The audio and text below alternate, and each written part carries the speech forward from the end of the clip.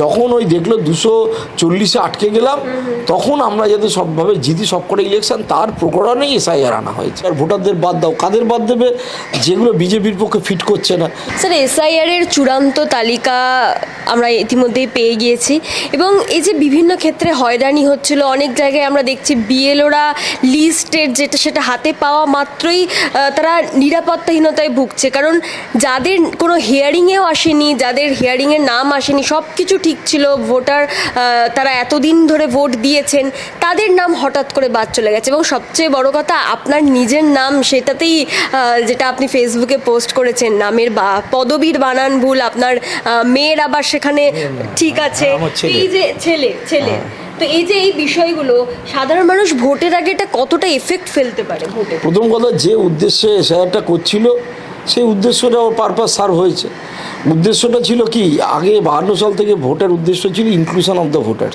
এবার exclusion of the voter, ভোটারদের বাদ দাও, কাদের বাদ দেবে? যেগুলো বিজেপির পক্ষে ফিট করছে না। পশ্চিমবঙ্গে মুসলিম, মহিলা, দলিত, নমশূদ্রর একটা বড় সেকশন ফিট করছে না। এবার এই করতে গিয়ে, এআই চালাতে গিয়ে সাধারণ মানুষ পুরো জিনিসটাকে হচপচ করেছে, গড়বড় করেছে। প্রথম কথা, যখন বাদ গেল 58 লক্ষ, যারা ডেড, ডিলিটেড, শিফটেড ইত্যাদি, তারপরে তো সবার ম্যাপিং হয়ে গেছিলো। তারপরে যখন নথি চাইলো, সেই নথি বারবার ফেরত চেয়ে এখন অ্যাডজুডিকেটার বসিয়ে বিচার ব্যবস্থার উপর ঠেলে দিল। আর সুব্রত গুপ্ত আর মনোজ আগরওয়াল তারা বলছে আমরা দারুণ কাজ করেছি। এটা কী করে হয়? একটা পরীক্ষায় আমি ফেল করলাম আর আমি নিজেই নিজের পিঠ থপথপাচ্ছি যে এটা ঠিক হয়েছে, আর এত নামের বানান ভুল। ওই বানান ভুলে পরবর্তীকালে যখন এসআইআর হবে, ওই লিস্টটাই তো থাকবে। তাছাড়া বানান ভুল, নামের বানান ভুল মানে নামটাই বদলে গেল, পদবীর বানান ভুল মানে পদবিটাই বদলে গেল। আমাকে যদি কাউকে চ্যালেঞ্জ করে যে আপনি নয় অন্য লোক, তখন তার কী রেমিডি হবে? এইভাবে মানুষকে হয়রানি স্বীকার করে 150 জন মারা গেল, এতজন বিএলও সুইসাইড করলো।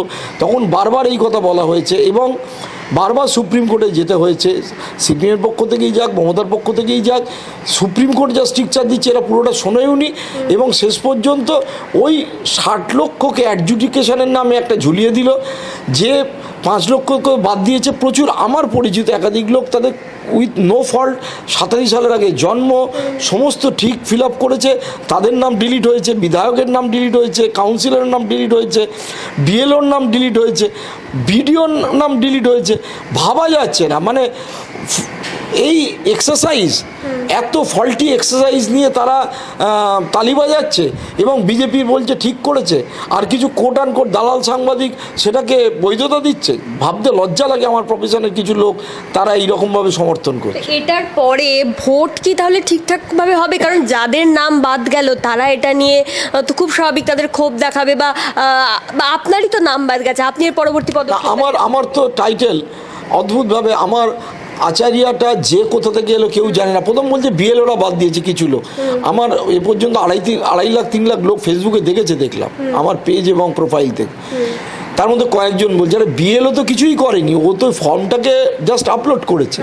যদি সেখানে ভুল হয় তাহলে আমার স্ত্রীর ক্ষেত্রে আমার নামের বানান ভুল, আবার আমার মায়ের ক্ষেত্রে আমার বাবার নামের টাইটেল আমার ক্ষেত্রে ভুল, আমার মায়ের ক্ষেত্রে ঠিক।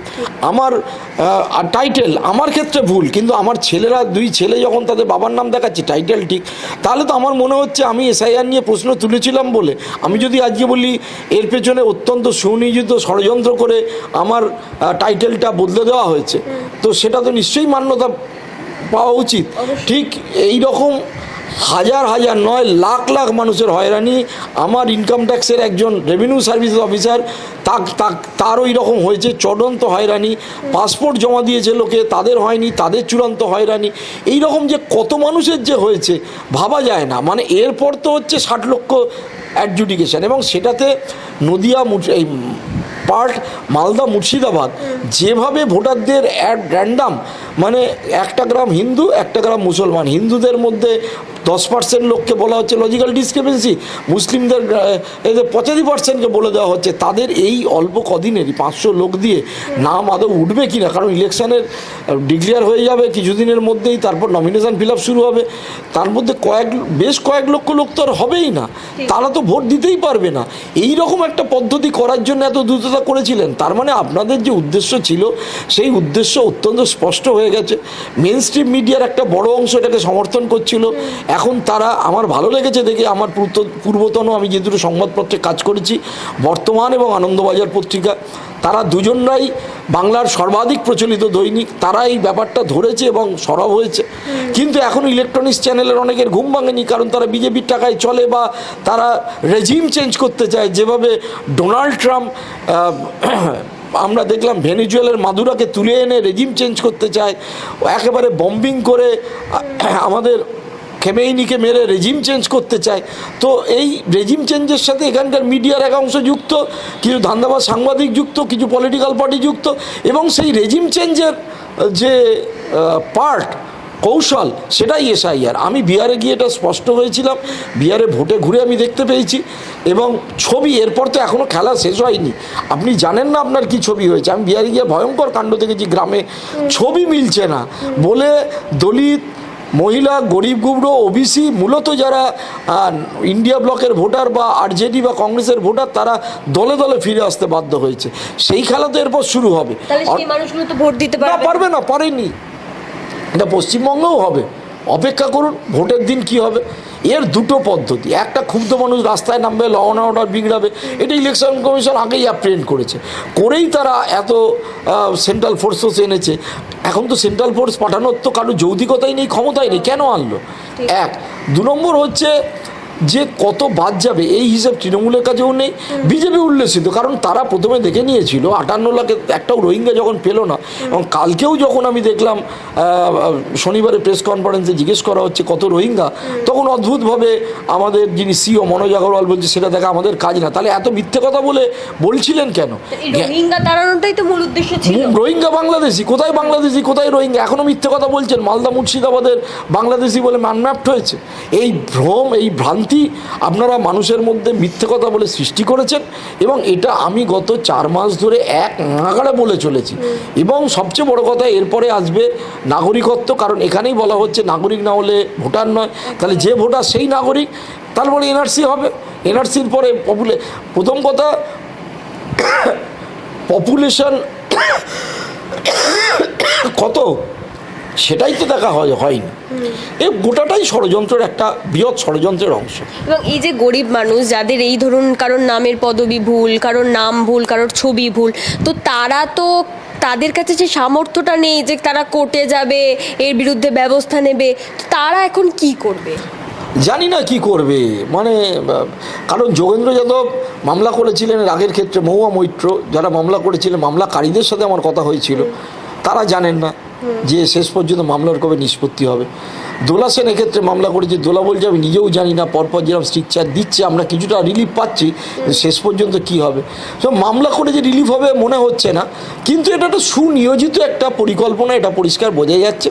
মানুষকে এর বিরুদ্ধে জাগতে হবে, তবেই কিছু হবে। ভোট যখন মানুষ দিতে যাবে বুথে, কি মনে হয় মানুষ এই জিনিসগুলো মাথায় রাখবে? এসআইআর হেয়ারিং নিশ্চয়ই মানুষ এটা মাথায় রাখবে না, যে বিজেপি এবং তার দলদাস ইলেকশন কমিশন ভেবেছে মুসলমানদের নাম যদি একটার নাম কেটে দেয় মালদা, মুর্শিদাবাদ, বসিরহাট, অন্যান্য জায়গায়, তাহলে তারা জিতবে।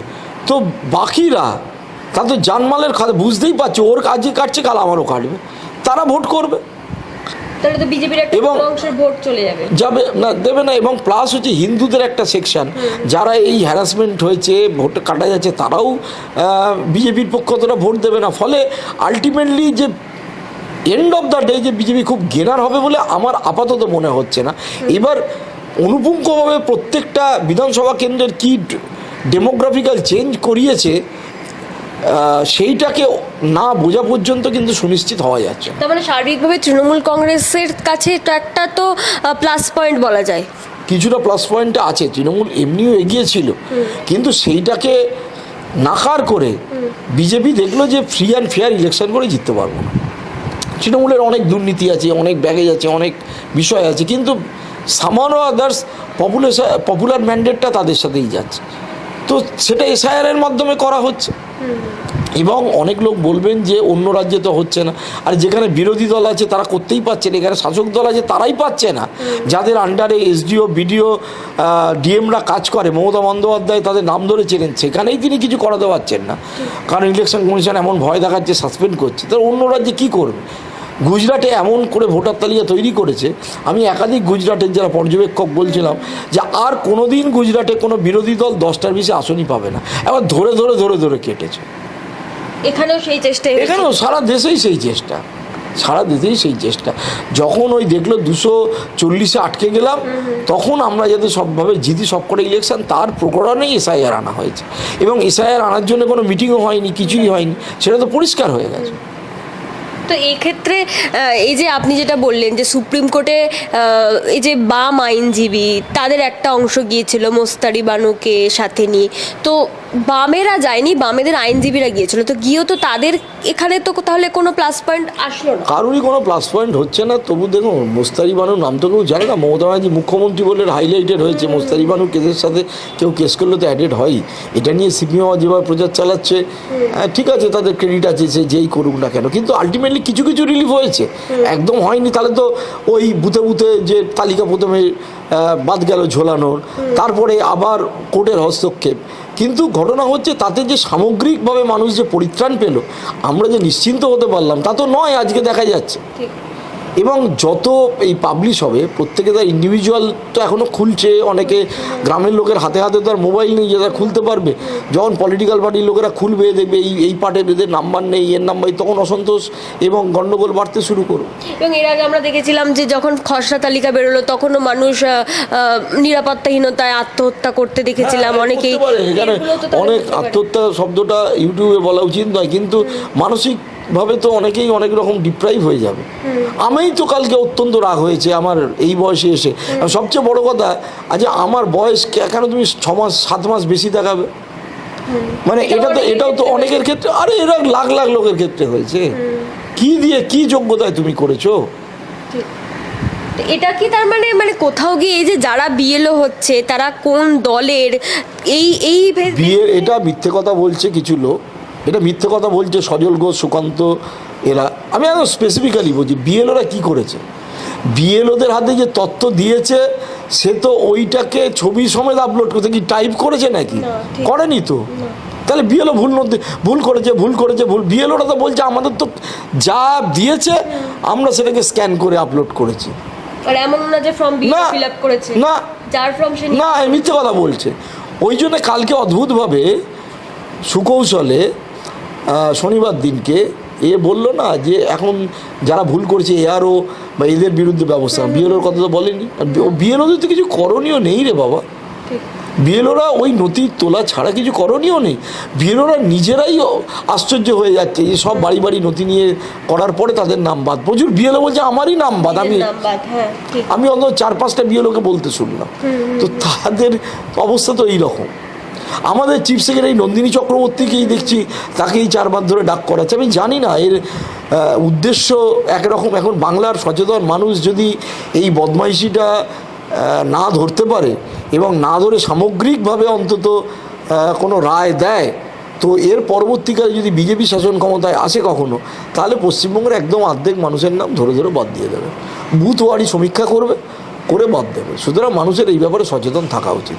কাউকে ভোট দেওয়ার কথা আমি বলছি না, কিন্তু আশঙ্কার কথা আমি বলে দিলাম। ধন্যবাদ।